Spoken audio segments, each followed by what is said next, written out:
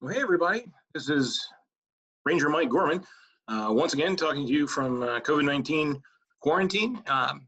Most of the time I've spoken with you, this has been an opportunity for me to share some research and tell you a pretty incredible story. Today, I want to do something a little different. I want to show you what we can do today that's different from what we could have done before.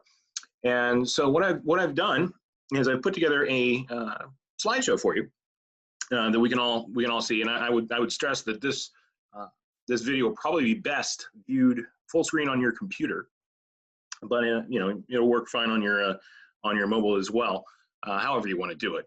But what we're going to do is walk through some of the photographs of Richmond that were taken in 1865, and hopefully dive into what they mean and what they can show us, and what we can do now that is pretty revolutionary.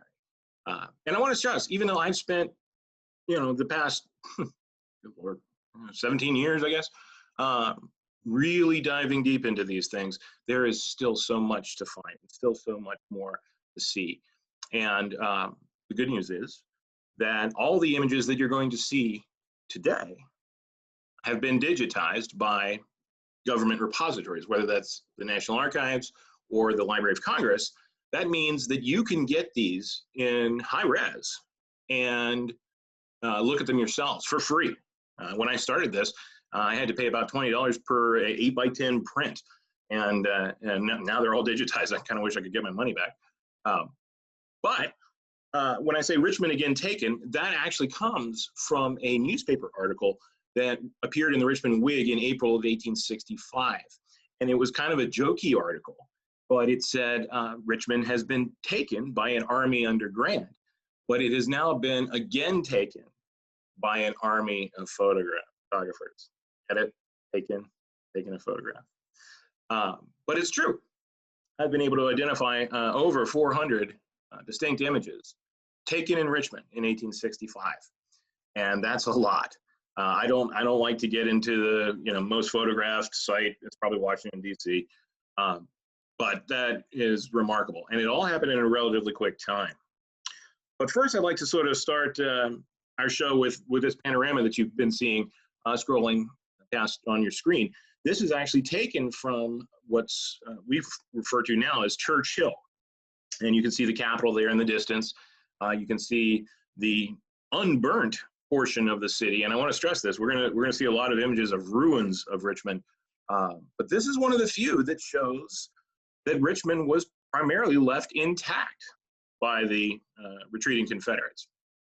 Now, surely they did burn quite a bit of downtown Richmond unintentionally. They meant to just burn tobacco factories, but it got out of control.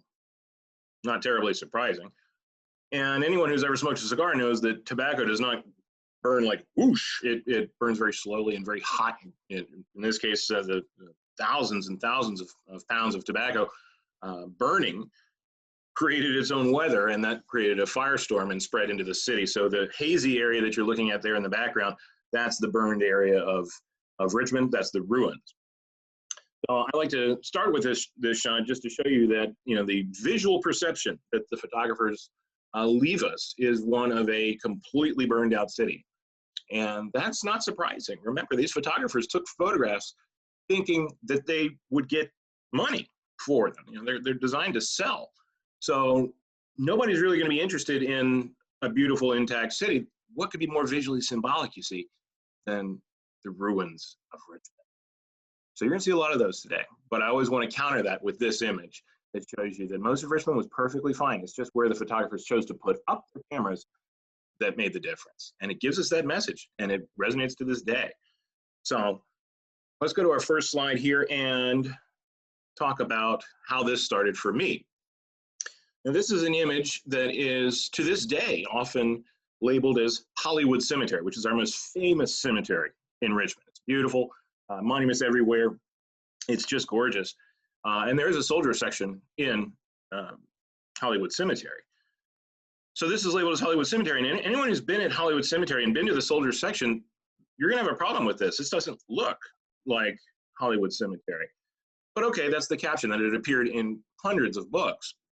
And you can probably pull one off your shelf and find that same caption.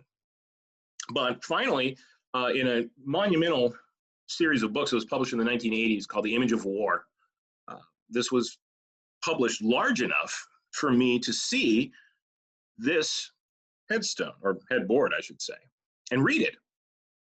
So when I got in there with a magnifying glass, I could see that it read George W. Doss, and it looked like 11th Regiment Alabama Volunteers underneath.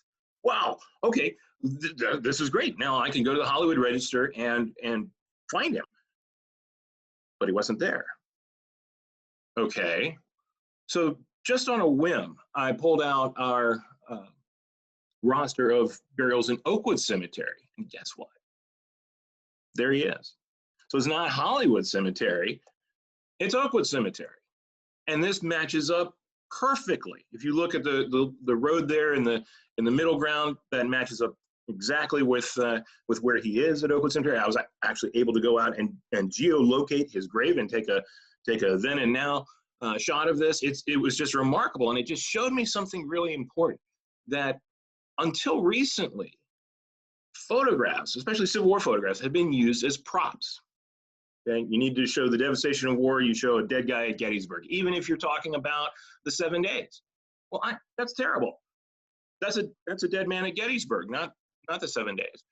This is a photograph of graves that show the devastation of war and the loss of life and everything like that. So sure, Hollywood Cemetery. Well, it's not. That's an actual guy. That's a man with a name in a grave in a place, and we should respect that. So a lot of the captions that have come down to us for good and bad reasons are often very flawed.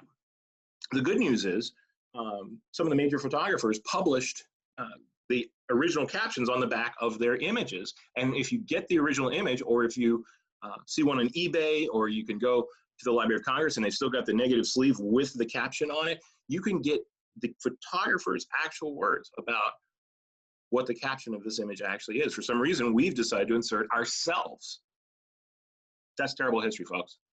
Go to the source. Get as close as you can. And so when I was talking about those original photographs, this is what they would look like, okay? When they were originally published, they were published as stereo cards. Now, this is what a stereo card looks like. And I would like to point out that it's 3D. That they took these images largely in 3D, which means that they had 2 lenses on their camera, the same proportion width apart as your eyes are, okay? So when they expose the plate, they would expose 2 at the same time, but they're slightly different, right? Just like your right eye and your left eye are different. And then published this way, and you could view them, you probably remember the, I have one, but you know, in your grandmother's house or something like that, you know, you had the stereo viewer and you'd move it until it came in at 3D. And that's great, but the width of each image is only 3 inches. So when you would see these images originally, and the way they were designed to be viewed was very small, okay? We now, because the negatives have been digitized, and if you don't want to have your free time destroyed, you can mute this part. But if you just Google Library of Congress, prints and photographs, goodbye. You're going to go down a hole, guaranteed. Because when they digitize these things, they did so at incredible resolution. So much so that you can take this very same stereo pair and go the other way, okay? Like this, and blow it up. And you can see details that are in there, because remember, the thing was designed to be seen very small, but the plates were very big. So when we talk about these images, the detail is there. And you can't do this with your cell phone camera. You know, if you try to blow something up and something is in the background, it's just going to blur. But in this case, because the lens is so big and the plate is so big, you can go in even further. Check this out. Look at those people. They're looking right back at you. Look at those kids on the left side of the screen there, right? You're just hanging out. Now, I will say, I mean, do you think these people were hanging out and got photographed? No, the photographer put them there and posed them and all this kind of stuff. You know, because when you blow these guys up, look how every one of them is, you know, there's a guy with he's got his Napoleon on, you know, he's putting his hand in his coat. There are a couple of those, you know, some guy's looking off into the, you know, something's important over there. You know, they're doing their their game face kind of thing. I love little things like the dog at the right. He's doing what dogs do. Everyone else is holding stock still, right? But look at the dog. Yeah, he's moving. He won't stay still. He's doing what dogs do, right? And you know, just that life. So when people say that you can't capture motion during the Civil War, that's partially true. It would blur. If these guys started walking, they would look like ghosts.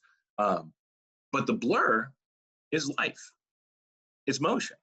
So I always counter that with, sometimes that's the real beauty of these shots. So I want to sort of walk around Richmond with you through these images and hopefully not go too long. I could geek out for hours about this stuff. But I want to start at the Tredegar Ironworks, which is one of our sites. In fact, when normal operations are in order, that's where our main visitor center is. But this is the most reproduced view of the Tredegar Ironworks. It's in almost every book of photographs that deals with Richmond, you're going to see this image. And it kind of bores me, but there's some really cool stuff in here that I'd like to sort of unpack. You can see over here on the left, there's Browns Island. Folks who are familiar with Richmond almost certainly know where that is. That's where we have a lot of outdoor concerts and festivals and all this kind of stuff. But during the Civil War, this was used as the Confederate laboratory. Now that sounds very scientific, but what it really meant was that's where they were making anything related to gunpowder, anything flammable, friction primers, fuses, percussion caps. That's where it was all being made. That's where the rounds were being rolled. Everything that got fired pretty much at the enemy came from there in Virginia. That's pretty awesome. And you can see that little bridge leading over there. And you can just see a few of the structures peeking out from behind the trees, which is tantalizing, but we'll get to that. But when you look here at the Tredegar Ironworks, the South's largest cannon producer, I mean, look at that complex, right? So let's blow it up. And you can see front and center there, that's the 1861 gun foundry. That's where all the Tredegar guns that were cast during the Civil War came from. So 12-pound Napoleons, huge Brooke rifles, they were all cast in there. And you can see that open door, you know, you just want to, oh, can I go in there and check that out? That's just amazing. And look at all the structures there that made up the Tredegar Ironworks. Made even cooler by the fact that there's the pattern storage building, which used to be our visitor center. I've worked countless hours, hundreds of hours inside that building. And you can see something interesting. Look how the roof is not yet finished. See, they started building that in 1864. And it's very clear that by the end of the war, that just hadn't been finished. Everybody's like, well, the roof burned off. No, it did. You can see in this image, when you blow it up, it had not been completed. So it was going to be completed after the war. And so, you know, like I say, I spent hours of my life interpreting the Civil War right in that structure. So today, if you come and well, if we get back up after the pandemic, you come and see me, our current visitor center is right next to the gun foundry. And you can come talk to me there. The American Civil War Museum would be sort of to the right in this image. And you've got a great museum there. But that's the Tredegar Ironworks and what it looked like then. But as I said, that image has kind of been overdone to me. So I like another one. I like this one. Similar vantage point, but up a little bit. In fact, where the photographer was in this is kind of the ground zero of photography in the Civil War. Today, this would be roughly where the Federal Reserve Building is today. But then it was a railroad embankment. So if you see this big post here in the middle, that's actually the former gate that kept people from going onto the bridge, which would be just to the left. But in here, you can see some cool stuff. I mean, you can see the armory grounds there in the foreground that have just been completely leveled. And now people are coming along and stacking up the bricks to recycle them. But over here on the left, you can see the buildings of the Confederate laboratory. Now, keep in mind, you saw the deficit. Look just across the canal there, or I should say the millrace. Look across the millrace, and you see this absolute devastation. There's a huge fire going on, and things were blowing up. And yet there are these wooden structures over here on Browns Island that miraculously survived, which is terribly ironic because in 1863, the laboratory itself did blow up due to a terrible accident. That one day it should have burned, it didn't. But you get that wonderful little glimpse into what this would have looked like. Is that an outhouse there in the foreground? I don't know. But yeah, so much cool stuff right there in that corner of the image. But to show you the detail that you can get out of these things, you can tease it out. I'm going to highlight this area, and you can see how small it is, even blown up, right? you can go in even further and see there's James Monroe's tomb in Hollywood Cemetery. No doubt about it, almost a mile away. So when I say that you can blow this up, you can tease details out that the photographer didn't even care about, that's what I mean. It's there. You just have to go and find it. And it's a lot of fun.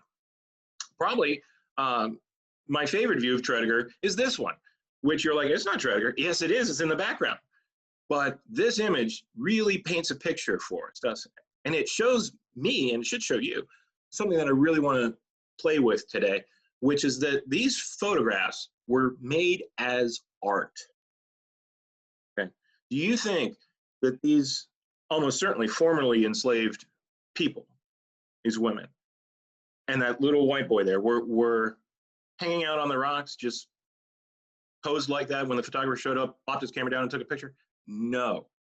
He moved them around. He made this image. Look at how the reflection works. Look at the ruined bridge in the background. Let's blow them up. Let's see them. You can see the Tredegar ironworks in the background, right? You've got these almost certainly former slaves, slave women. Think about what their life was like. Sitting on the rocks with the ruins of Richmond behind them, Tredegar now silent, and the little white boy there posed on the rocks. What art. And you just want to get so close to them. Look at the details of their dresses and the basket. And I mean, you see them not as abstractions. Fundamentally, you see them as people. And that's what the photographers were really going for. It's art. It can be documentary, often is. But fundamentally, the image itself is art. Can we get information out of that? You betcha, and we're gonna. One of the first places I want to talk about from here is Belle Isle, which was used as a prison camp for most of the war, housing Union prisoners of war.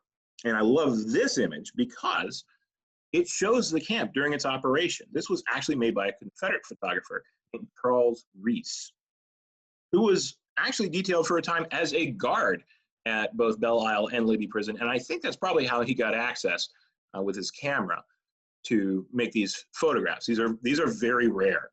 Now, somebody after the war, he did not shoot this in 3D, even though I'm showing you a stereo card here. He shot it as a plate, but somebody after the war, you can kind of fake a 3D image if you put two flat images next to each other, but it doesn't really work. This doesn't really work. But when you blow it up, it's just crazy what you can see here. Now this is, remember, you're looking at Richmond while it's the Confederate capital, okay? All those buildings that you're seeing near the Capitol are gonna burn. That bridge that you're looking at is gonna burn. It's gonna go away. And unfortunately, the negative for this doesn't survive. We only have the print. We only have the print. Kind of drives me nuts. But you can get a lot of cool details out of here. If you look over here, there's the Gallego Flour Mills, one of the largest mills in the entire South. Very important to understanding why Richmond was chosen as the Confederate capital, because they had all this industry. Right? You can see the state capitol up there. The original caption that I've seen on this puts this as August of 1863. So the Confederate Congress is probably in there at this time. And over here is Browns Island and the Confederate Laboratory from the other side, from what we had looked at before. And there is the Richmond and Petersburg Railroad trestle, where that photograph was made of Tredegar that we just looked at. And of course, look at Belle Isle, you know, down here with the tents and the prison staff, and you can even see a cannon there. But I was keeping in mind that all that is going to go away. Okay, so this is 1863. This is 1865. Northern photographer now. Almost same vantage point, overlooking what had been the camp at Belle Isle. And look what's gone, right? Where are the Gallego Flour Mills? You saw those giant structures. They're just gone, right? Where's the bridge? Gone. Where are the prisoners? Obviously, gone. And it really shows you another thing that I want to talk about. We mentioned, you know, art.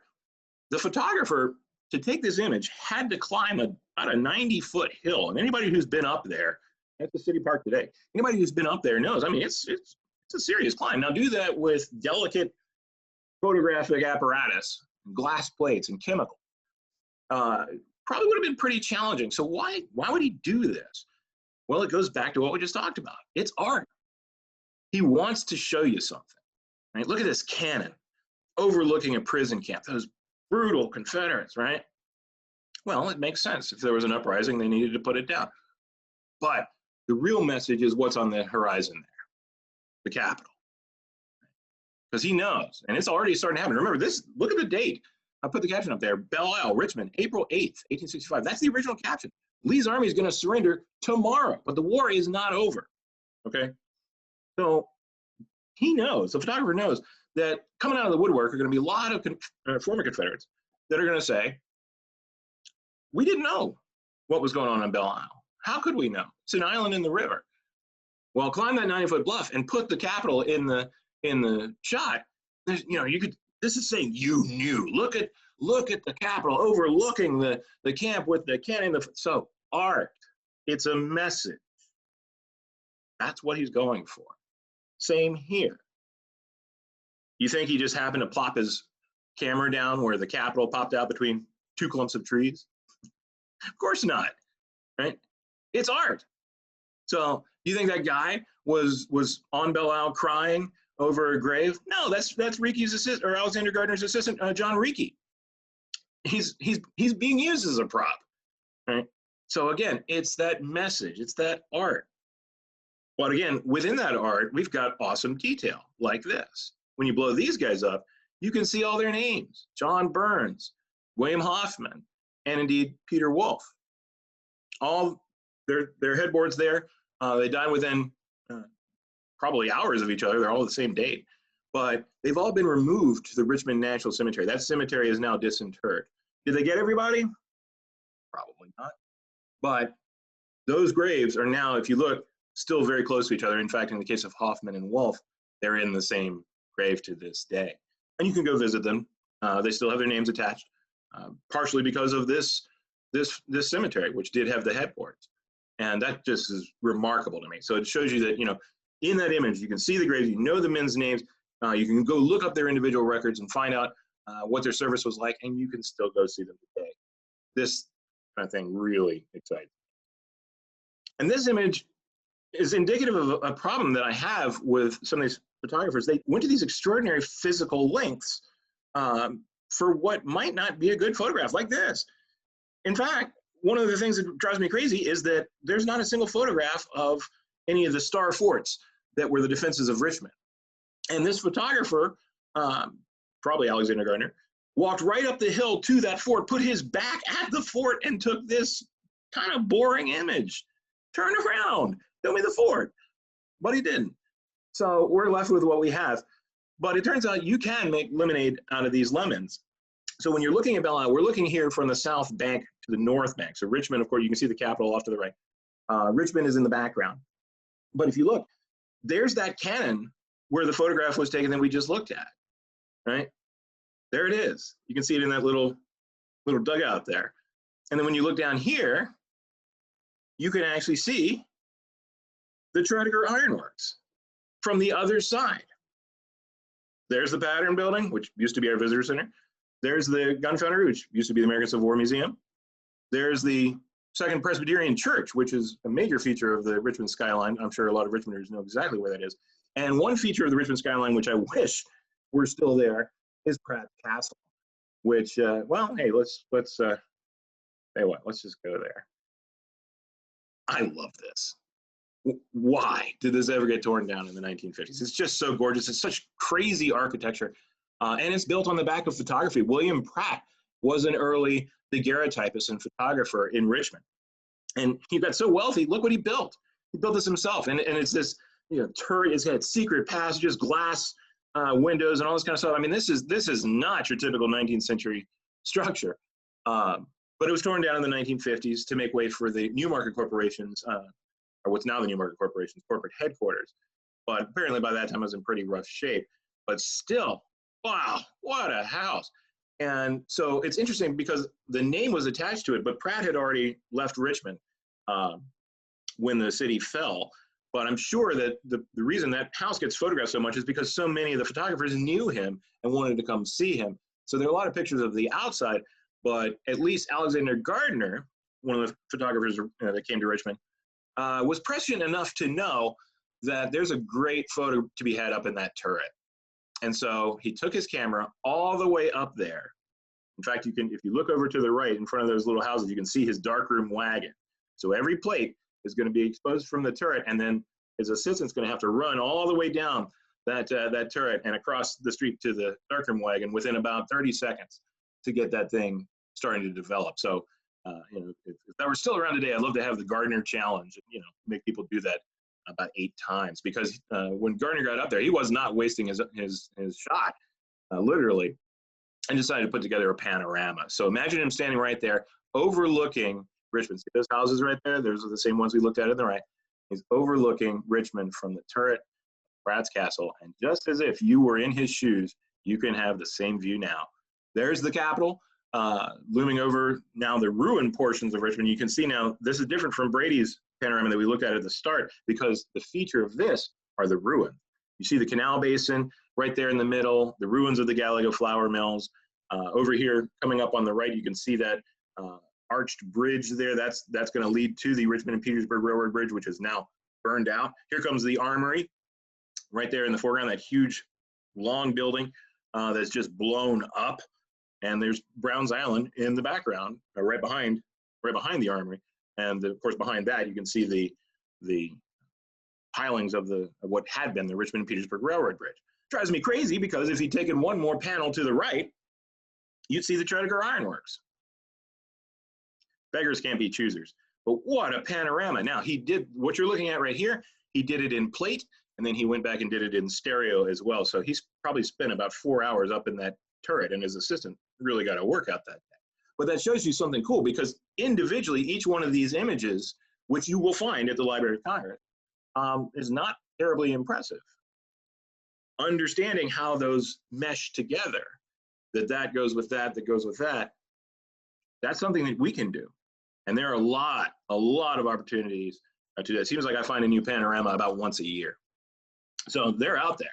And you just have to know the images well enough and be able to interpret them and know that it really was designed to go together. So let's go to the canal basin, which I mentioned before. Now, photographers found this irresistible. This is the big basin for the James River and Kanawha Canal, which went from Richmond all the way out to Buchanan, Virginia. Still does, actually. Most of it's still there. But the big basin was basically 3-block-wide lake in downtown Richmond that photographers just found irresistible, and you can see why. You know, look at this. There's the canal basin, there's the Capitol flying, the U.S. flag, all the ruins there. Richmond, if you look to the right, there's Winder Hospital's supply boat, one of the huge hospitals that was in Richmond at the time of the Civil War. And believe me, for the photographer who took this was probably the most exciting thing ever. I mean, for him, he's looking at this as just money. We are going to make bank on this. And the reason is, you can probably guess why. Remember what we talked about motion? Most of the time, anything that moves blurs. So catching a flag flying, that's hard. So he's looking out across the canal basin and going, oh my God, I think the wind is blowing hard and strongly enough that it's holding the flag that we might be able to capture that image. So give me the camera. Let's take the image. And, you know, unlike now, you can't just check your phone and be like, oh, did I get the shot? No, that's going to take, you know, several minutes to find out. So the way he's looking at it is, get the shot. Okay, give me another plate now. Go. And so if you know that, when you're looking at the images in the National Archives, you get this image sort of fixed in your brain. And if you're not careful, here, I'm going to move myself up there.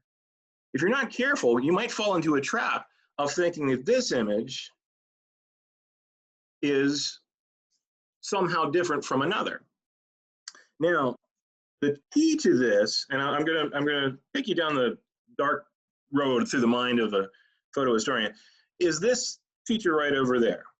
Now, if you look hard at it, you can tell it's a nasty dead horse floating in the canal basin. Okay, the reason that this becomes important is not because I'm trying to be funny. The reason is because if you're, like I said before, if you're not aware that the photographer might have done something like this, you might miss it. So if you focus on nasty dead horse, watch this, and now watch this. What? There and there. There and there. These are two different images. But if you just took a mental look at the Capitol again, there and there. But if you're just looking at this in a book, you might think, oh, I've seen that image before, without understanding that they're two different images.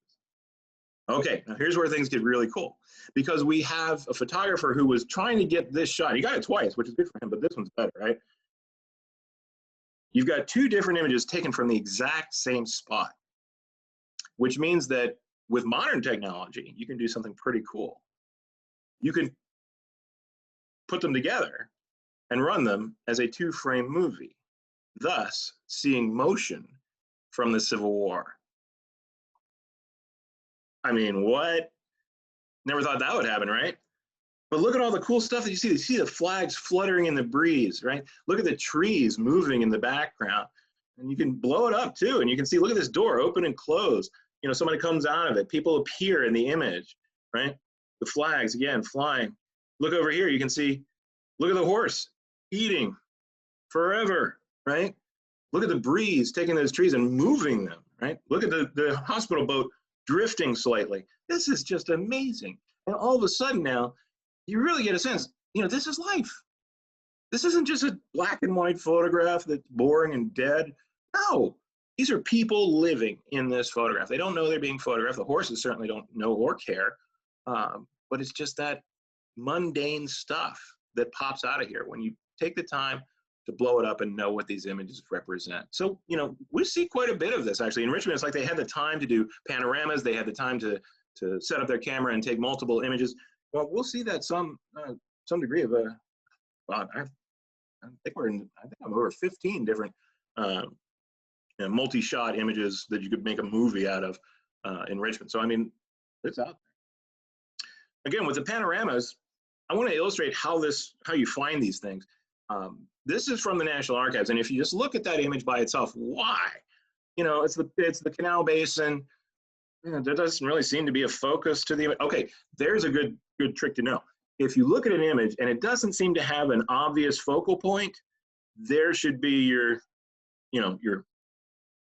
spider sense should go off and say, I think this might be part of a panorama, because you might walk, you know, down the catalog a little bit and find that brings it out a little bit, and then that, which ties into it, and then that, which ties into the right side, and then you can put them together in Photoshop and get that, which is pretty cool.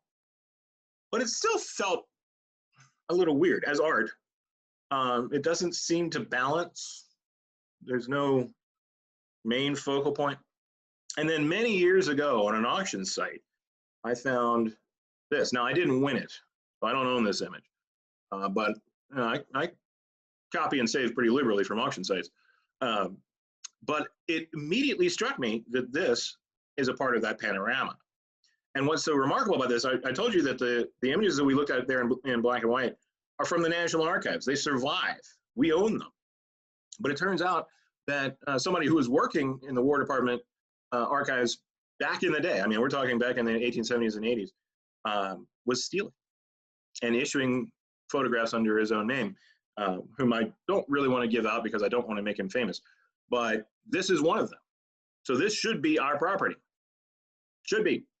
Instead, he took the best image of this bunch and published it on his own.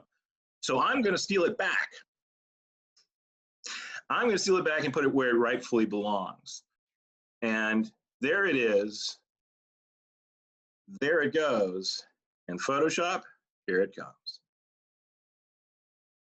That is what the photographer wanted you to see.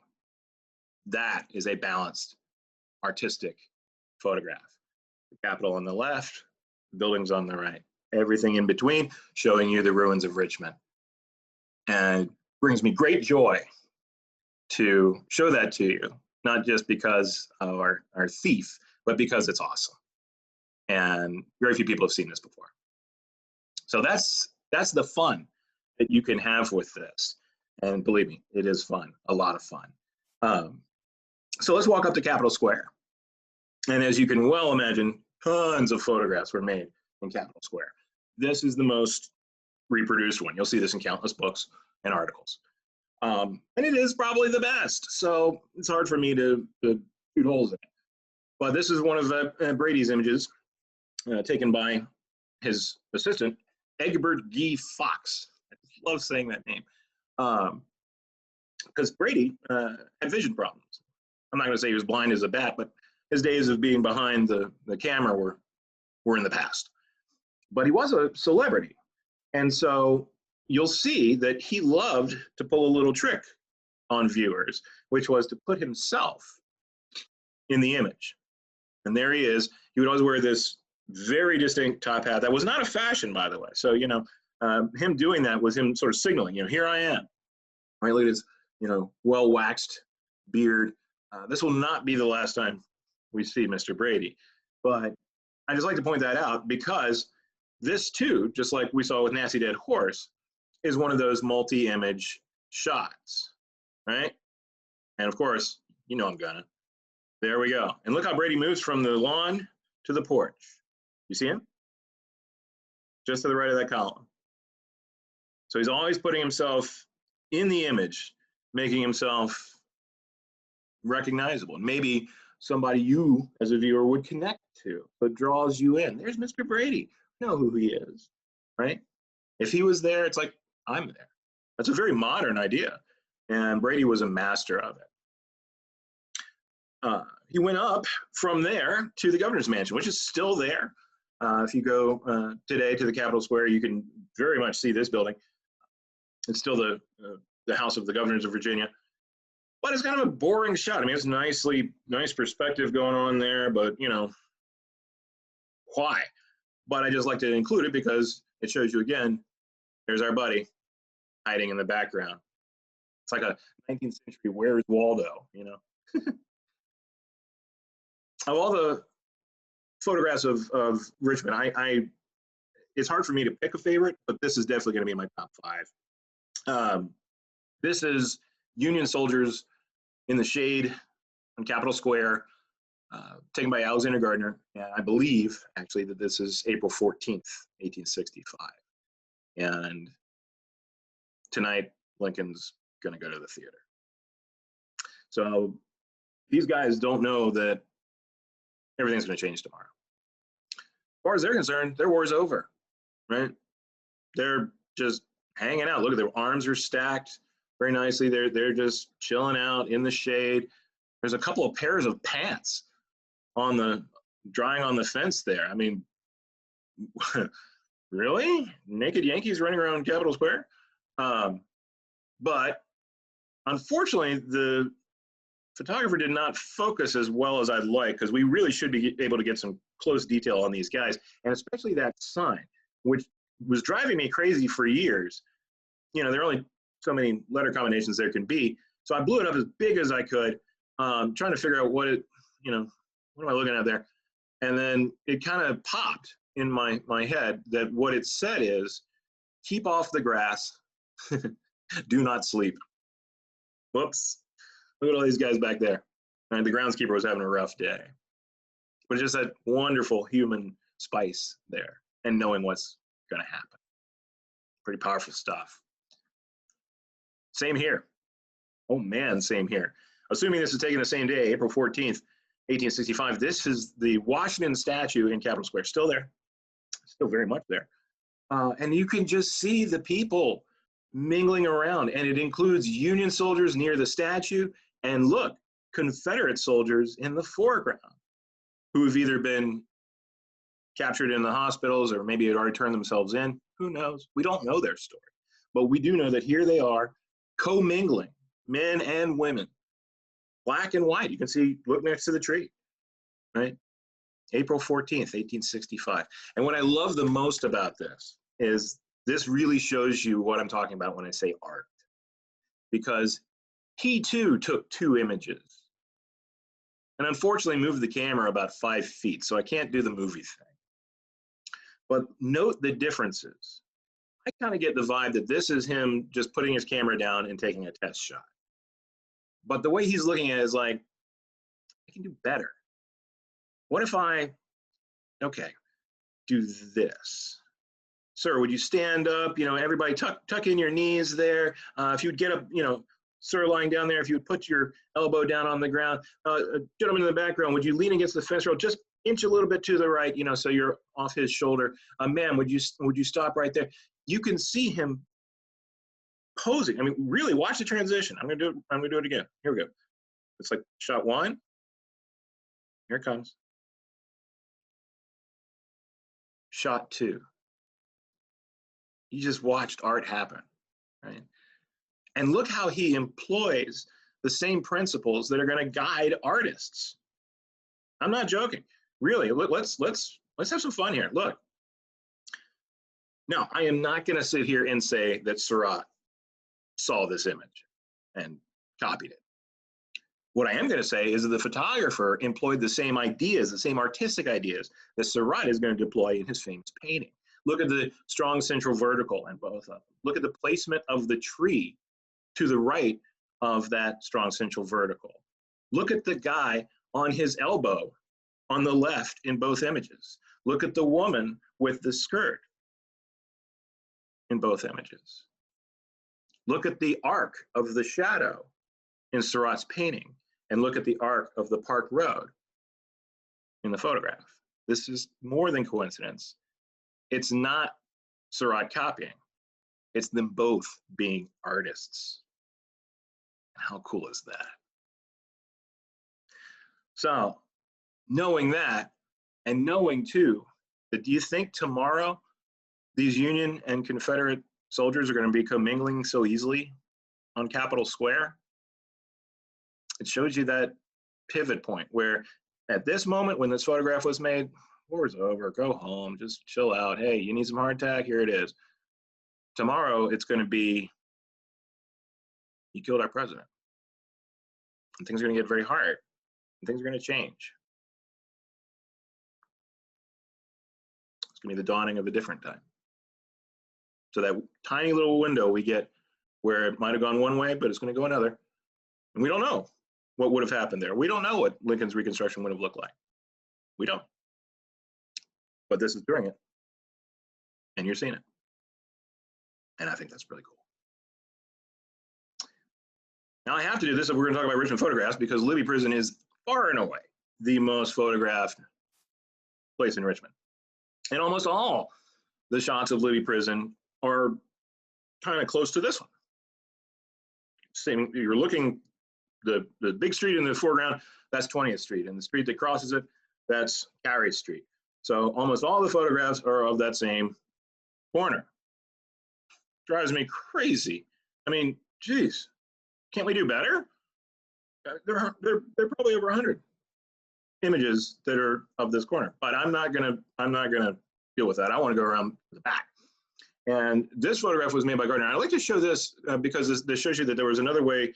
You know, you could shoot in stereo, but you could also, you know, carve out the images and put them on little cabinet cards like this one. And this is extraordinarily rare. But what it did was it gave me the caption. Gardner is great for the captions. Look what he says down there. Libby Prison, looking west on Water Street, Richmond, 6th of April, 1865. 6, right? Sailor's Creek is happening today. Well, it came up for auction on eBay long ago, and I bought it.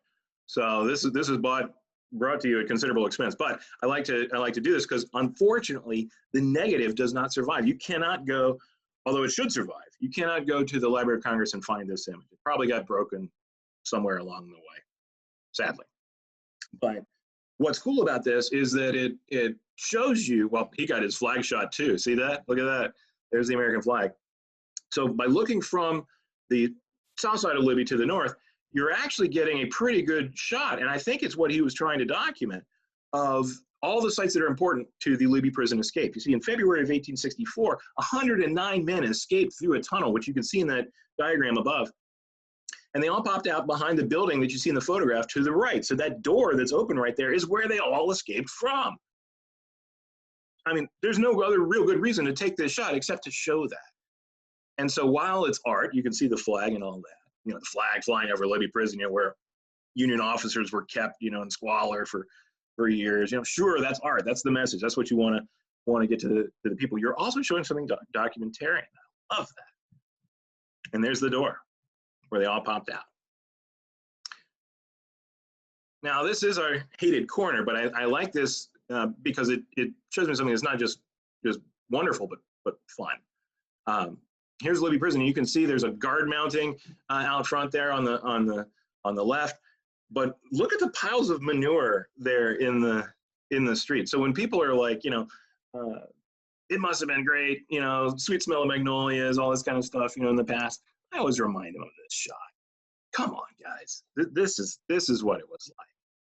But what's so super cool is look at the two kids next to the lamppost, because we're going to see them again. There. They just stood up. They got posed. Right? We'll do it again. There and there. Look at the differences. Look at the wagons that showed up too. There and there.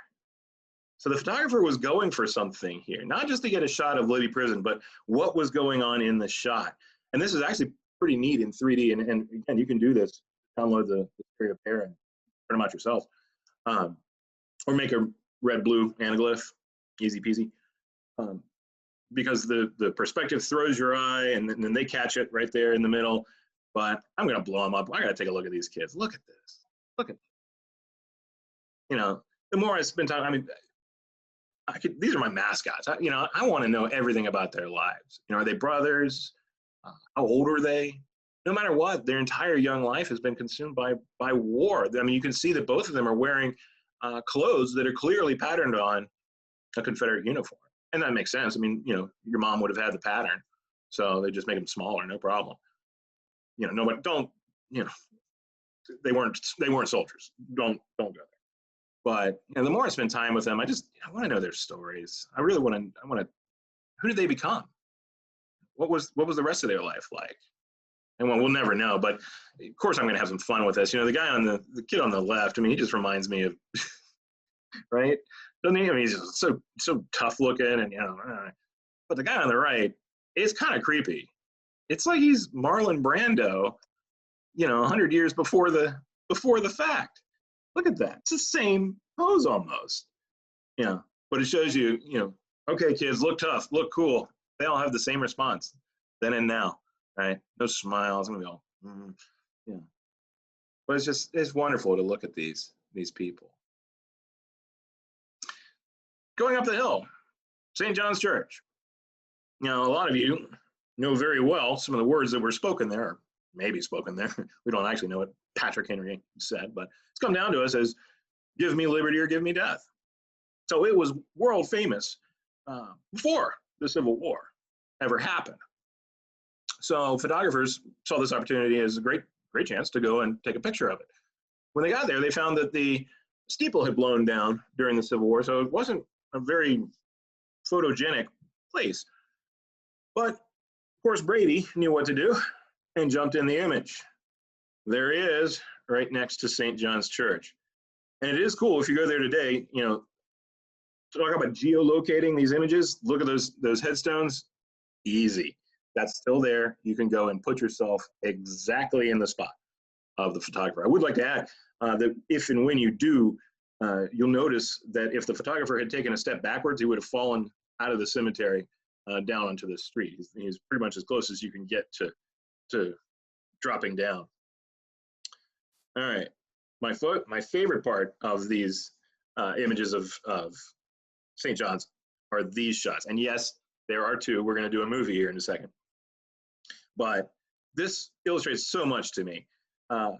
Okay, so the building doesn't look very great. What can we do? Well, let's snag all these kids who seem to be hanging around us and put them in the image. And that's what they did. But there's cool stuff in here. Like if you had any doubt that this was taken by Brady's crew, there's one of his negative boxes being used as a footboard on his darkroom wagon. And if you look over here, check these kids out. Look at this. Move myself. Look at this. Now, why do you think they're up against the wall? Well, the answer is self-evident. They're kids. They move. They won't stand still. So the photographer was like, okay, well, if we make them lean against the wall, you know, maybe we'll have a good chance of them being still and be photographed. Did it work? No.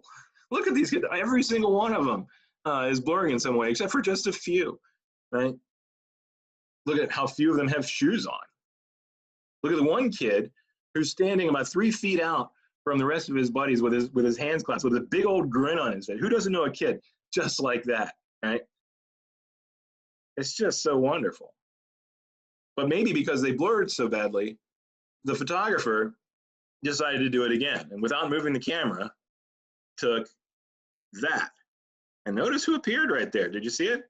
Go from there to there. Isn't that amazing? So let's put them together and see that motion. And you can tell which one was taken first. Look at the wagon move. That's first, second, first, second. Now let's blow them up and check it out. Pick a kid, spot them in both. They moved him around, right? Look at the smiley kid, now he's got his hat in his hand. Smiley kid, hat in the hand. Smiley kid, hat in the hand. All kinds of wonderful little things. You wouldn't think that that negative sleeve and the bottle, the chemical bottle, would be important props, but they were. They moved them. I don't know why, but if you didn't know that these were two different images, it wouldn't matter at all. And just little things like, you know, a brick gets kicked over there on the left, right? The horse moves the wagon forward ever so slightly. It's just fascinating.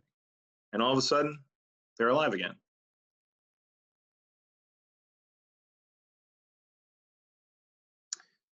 Couldn't do it without including some of the shots of the White House of the Confederacy, which is still there. And in non-pandemic times, you can go and get a tour of the White House of the Confederacy. It's really cool, and I highly recommend that you do so. And like Libby Prison, there are not too many ways that you could photograph this place. So most of the photographs are taken of this corner. So what we're looking at in the foreground, that road there is Clay Street. And then 12th Street would be running just across the image, next to the building. And so you see the executive mansion. They did not call it the White House back then, by the way. But don't go searching for that if you do research. They usually call it the executive mansion or Jefferson Davis's mansion. You can see it was pretty darn big. It is pretty darn big place. And it's within a neighborhood. And if you kept going, like on the other side of the house, there would be a hill, and it goes down very steeply down to what was then Shockoe Creek. So you don't get a sense of it being in a neighborhood, but it very much was. But it's also cool because you look down here, there's our buddy, Matthew Brady, always sticking himself in the image. But the most interesting shots, I think, are the ones that were taken behind the house. So this is what is now sort of the garden of the White House of the Confederacy today. And here you can see Edward Otho Cresap Ord, the general who was in command of Richmond after he came back from Appomattox, and his staff on the back porch of the White House of the Confederacy. Now, this is a movie. But I want you to sort of get close to these guys. And I mean, you look at this image, I mean, look at all the faces. There's Ord in the middle, right? He's got his hands there, looking all, you know, hardcore and everything like that. And everybody's got their hard faces on. But then look how this changes between the images. There's the next one. It's like some of them have hats on. Now they take them off. Guy on the left has a big coat on. Now he takes it off. Guy on the right, it looks really cool in this image. Look at his pants tucked in to his boot.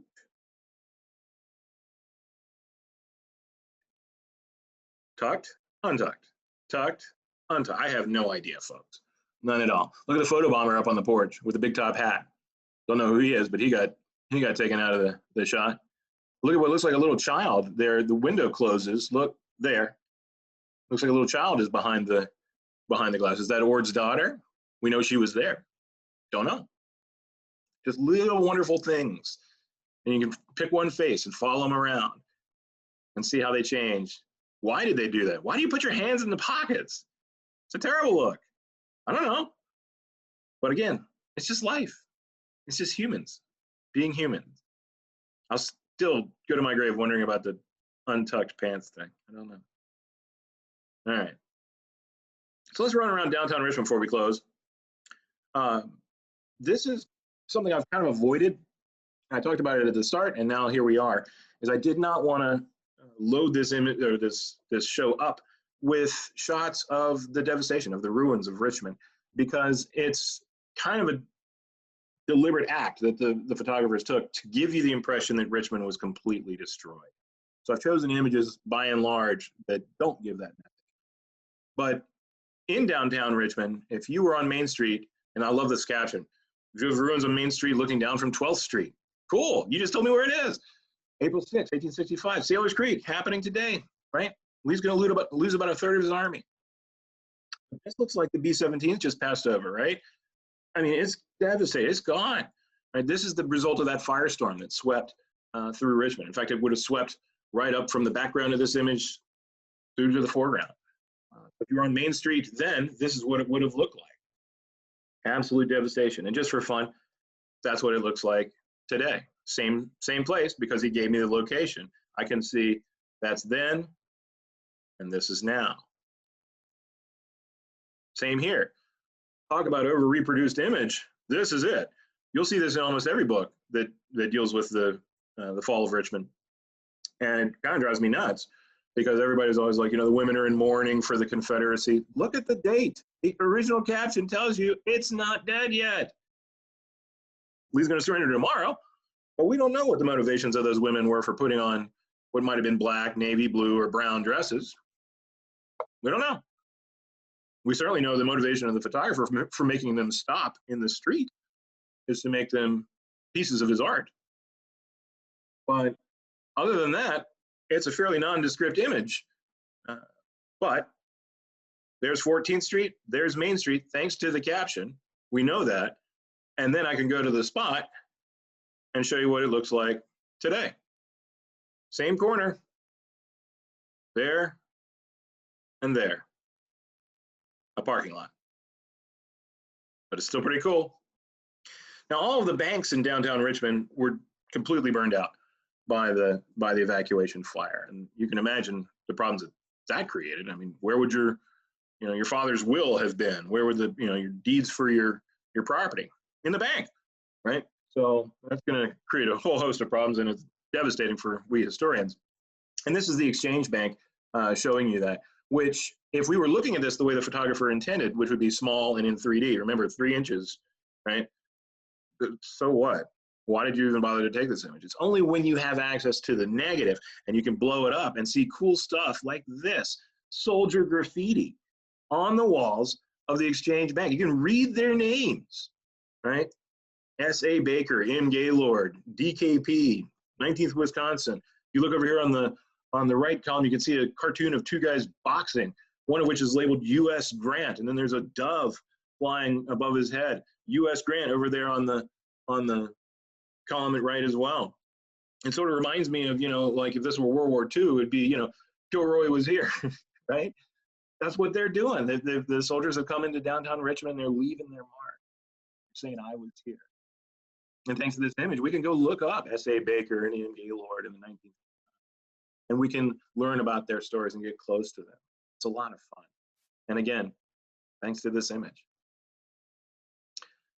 Again, one of my top 5. Talk about powerful. This is a group of now freedmen gathered by the James River and Kanawha Canal with the ruins of the Gallagher flour mills in the background. One of the things that is interesting to me is that the primary motivator for all these photographers is making money. But Gardner was an avowed abolitionist. So his images are really the only ones that show concentrations of African Americans, which Brady's and Russell's and Roche's don't. They tended to focus on the structures or the landscapes, and that's fine. But Gardner really wanted to put his lens on people. And I really want to call attention to the fact that, for most people in the North, they've never seen or interacted with an African American. When we talk about slavery, it's an abstraction. When they talk about abolitionism, it's kind of an abstraction. Should people own people? Well, great question. No, but you know, what are the people like? And so by putting his lens on this grouping, now I don't know if they're family or not, but the message is clearly that they are. Right? Look at the central man. In fact, let's blow him up. Look at the central man with these children there at his knee, and he's got a clay pipe, and you know, all the people gathered around him. Talk about the ultimate patriarchal image. Gardner is saying loud and proud, this is a man. Are you going to say these aren't people like you? Are you going to say that they shouldn't vote or have a hand in politics or be equal under the law? You know, he is saying, man, that's art. That's the power of art. And they're looking right at you. It's going to be hard looking at this image to say, no, these aren't people, or they're less than me. And that's what art can do. It connects us. It binds us. It forces us to confront things that are unpleasant, things that hurt. And that's what Gardner did so well. And that's why I like to use that as my foray into looking at somebody else, Robert E. Lee. Now, when Lee got home from Appomattox, suffice to say he's had a pretty bad week. He's just rode out to Appomattox with his army, had to surrender that army, and now he rides back to Richmond, arriving as he did on April 15th, 1865. And the first view he has of Richmond from the other side of the James River is devastation, the city he fought to protect. And he rides across that pontoon bridge and he gets into town. And shortly there, I mean, taking off his uniform, anybody who's been in the military knows what that act is like. You know, I'm no longer a soldier. I'm no longer a general. Hugging his wife. And then there's a knock at the door. And it's a Union staff officer come to tell him that President Lincoln is dead. So whatever his plans were for the next week just changed pretty radically, right? And every photographer who was in town showed up. And you can see by this photograph that he was not seeing anybody. Every one of the windows is shuttered. He won't come out. He's not going to, you know, flout his presence or make any big statements or anything like that. So most of the photographers had to settle for just a shot of the house, and there are a lot of those. Until he got an idea, and he wants to conspire with Matthew Brady, the most famous American photographer, and invites him to come take his photograph. Now, I want to really call your attention to the fact that look at this image and look what they're wearing. And he had a house full of clothes. Do you think that he was sitting around in his Confederate uniform and so were his staff officers at this moment? No way. No way at all. He put it on. He wanted them to put it on. And he wants to show the world, if Matthew Brady is photographing me in Richmond, it's over. I didn't know about this. I didn't have anything to do with it. I surrendered my army. And this is a visual representation of that surrender. Look at me in my Confederate uniform. Look at my son and my staff officer beaten and being photographed. And Brady's going to have a whole lot of these images made, moving them around and putting them in different poses. So look at this one and pay particular attention to that. White socks, black shoes. Every guy knows that. You just don't do it, right? And maybe that's why, maybe the sort of pose that was in this image is why Brady scratched into the negative, don't use. Look at that. So he's saying, this is a lousy shot. Let's do one better. And so he had everybody get out of the image, stood Lee up, and got this. But even still, sir, if you would just move there. Boom. Head, as if in a cross, perfectly framed. This is the image that's gone around the world to show that Robert E. Lee was being photographed by Matthew Brady in Richmond. It's over. That's the message that Lee wanted to send with these photographs, and Brady helped him do it. So there's that art. It can be a racial message, it can be a you knew kind of message, or it can be a you got me kind of message. But that's what these photographs are. Through them, we can get kind of close to the feelings of people at the time, because this image has a secret too. You see that graffiti over there? And I blew it up, and I figured it was a soldier writing his name, just like we saw at the exchange bank. And the more I looked at it, I couldn't figure out DeWitt, whatever. And I was out on a photo tour for the Center for Civil War Photography. And I held it up and I pointed it out. I'm like, hey, look at that. Isn't that cool? Soldier graffiti. And a guy in the back said, it says devil. Sure it does. Oh my gosh. I hadn't even considered that.